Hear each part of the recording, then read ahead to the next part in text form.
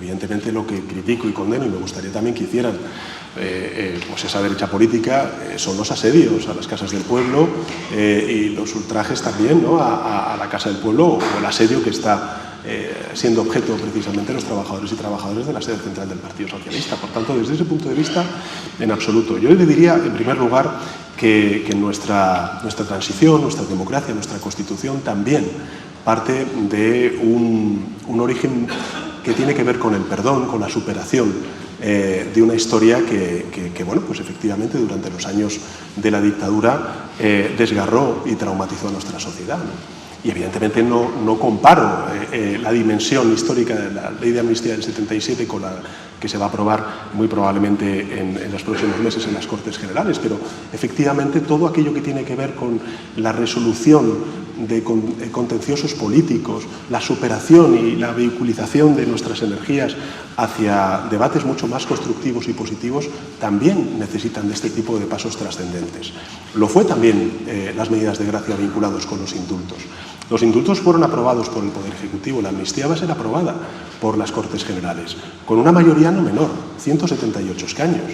Aquellos que dicen que es un atentado contra la Constitución y contra la soberanía nacional deberían revisar y reconsiderar esa afirmación, porque efectivamente hay una mayoría de representantes legítimos de los ciudadanos que están diciendo que para superar todas las derivadas judiciales de lo ocurrido en 2017 y lo que está aconteciendo hasta ahora, pues tenemos que tomar esta decisión. Yo, a lo largo de estas semanas que he venido explicando, después del acuerdo de investidura, la ley de amnistía, he hecho valer ese famoso dicho de la necesidad-virtud, ¿no? He hablado al principio más de la necesidad que de la virtud, porque evidentemente creo, y ayer volvimos a ver un ejemplo de ello, que de buena nos hemos salvado de no tener un gobierno de Feijóo con Abascal, y por tanto que haya un gobierno pues, de Yolanda y del Partido Socialista creo que es muy positivo para nuestro país en los próximos 4 años, pero en segundo lugar creo que hay que empezar a hablar ya de esas virtudes que tiene la ley de amnistía. Y una de ellas no es poner la memoria a cero, extraer lecciones de lo que sucedió en esa época. Y creo que esas lecciones tenemos que, digamos, asumirlas todos. Yo, en primer lugar, como presidente del Gobierno, de ser conscientes de dónde están los límites, cuál es el marco constitucional, el objetivo, la convivencia, pero otras formaciones políticas también. El volver de manera recurrente, cada vez que está el Partido Popular en la oposición, a utilizar el tema territorial y Cataluña como un elemento de erosión y de desgaste del gobierno progresista me parece un tremendo error desde el punto de vista estratégico electoral de la derecha, porque al final se alimentan los extremos.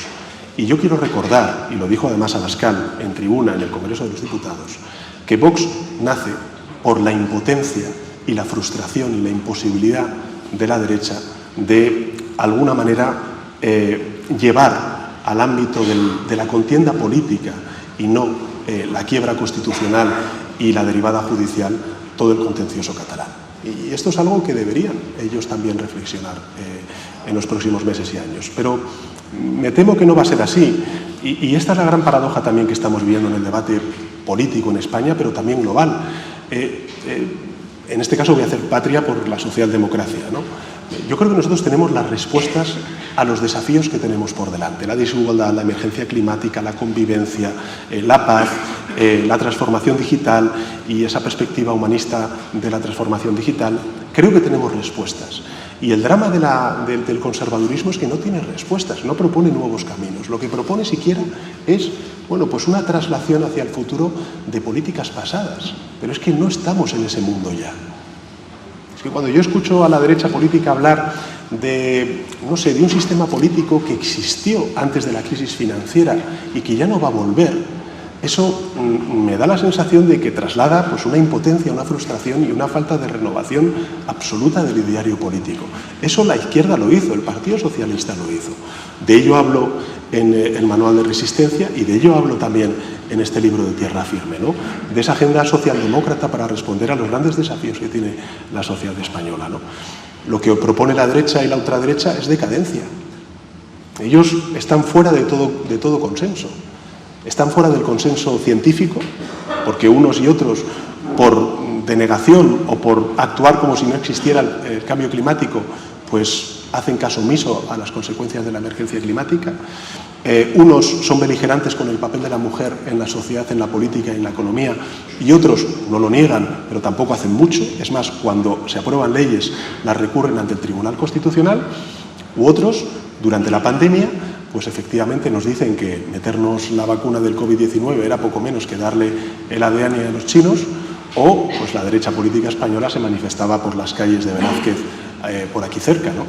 Entonces, yo creo que hay un problema serio en nuestro sistema político de una derecha que ha claudicado, que ha perdido la batalla ideológica frente a la ultraderecha y que, tanto en el fondo como en la forma, pues expresa mucha frustración de no ser capaces de trascender lo que es, pues una dinámica de destrucción, que es en lo que está la oposición en este país, ¿no?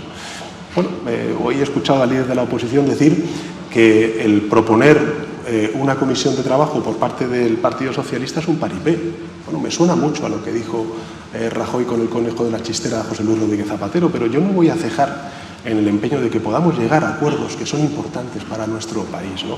Desde luego lo es reformar el artículo 49, sin duda alguna lo es la financiación autonómica, porque es la financiación de las políticas públicas de cohesión social y territorial en nuestro país, la sanidad, la educación, y también lo es la renovación del Consejo General del Poder Judicial, ¿no? Pero de nuevo volvemos a esa técnica de comunicación destructiva que tiene la derecha, ¿no? Te culpo a ti de lo que yo hago. Usted insulta. Bueno, yo, ¿cuándo he insultado? Usted me ha llamado, ¿usted no cumple con la Constitución? Bueno, yo sí cumplo la Constitución. Entonces, de la jornada de mañana en el Congreso, ¿qué espera? ¿Cree que se podrá trasladar algún mensaje pedagógico para los ciudadanos que yo me temo que quizá están viviendo con cierta desafección y por eso se van de puente y tienen otras cosas en la cabeza? No creo que tenga que ver con la desafección. Fíjate, el otro día estaba mirando, pregunté a mi equipo, ¿cuáles?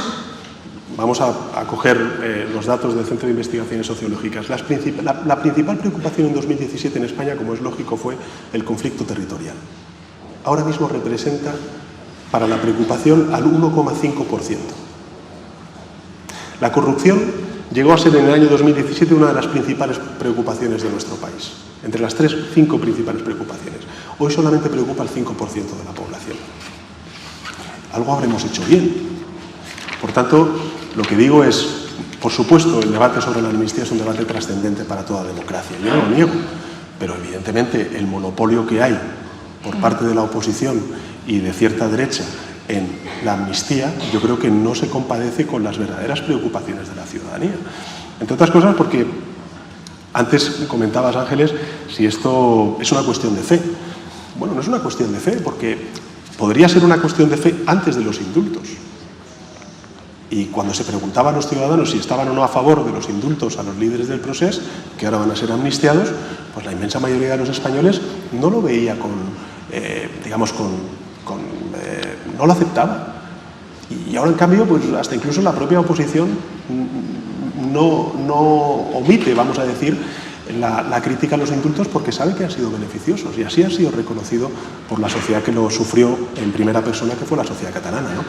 Son decisiones trascendentes, son decisiones, yo lo entiendo, son decisiones muy complicadas, complejas también de explicar, pero son decisiones necesarias si queremos trascender y focalizar las energías de nuestro país en los debates que realmente importan en el siglo XXI, que sin duda también es la calidad de la democracia, también la convivencia, pero eso también son otros muchos, ¿no? Y creo que con este paso pues estamos, yo creo que contribuyendo a lograrlo, e incluso se van a ver beneficiados hasta aquellos que se han visto con nocturnidad y alevosía sin explicar de manera transparente pues qué negociaron o qué dijeron con Junts cuando estaban negociando su investidura fallida, ¿no? Así que bueno. O sea que hay su sanchidad para rato, ¿no? El rato que quieran los españoles. Eso es lo bueno de las democracias, ¿eh? Aunque, no, claro. No, lo digo porque algunos y algunas hablan de que vamos a una dictadura. Generalmente lo dicen aquellos que no supieron o no vivieron en primera persona las consecuencias de una dictadura. A mí es que me hace mucha gracia cuando dicen que estamos en una dictadura bolivariana, pero el que está en su casa soy yo. Pero ¿sabes lo que pasa, Jorge? Y además, fíjate lo que ha ocurrido en Madrid. o en España, la mayor parte, aquí está el ministro del Interior, la mayor parte de peticiones de asilo y de refugio que tenemos en nuestro país provienen de Latinoamérica y fundamentalmente de países como Venezuela. No deja de ser paradójico que los venezolanos u otros que puedan estar sintiendo en sus propias carnes pues este tipo de derivas, que, en fin, yo no digo que esté de acuerdo, pero ellos las sienten, vengan aquí a España.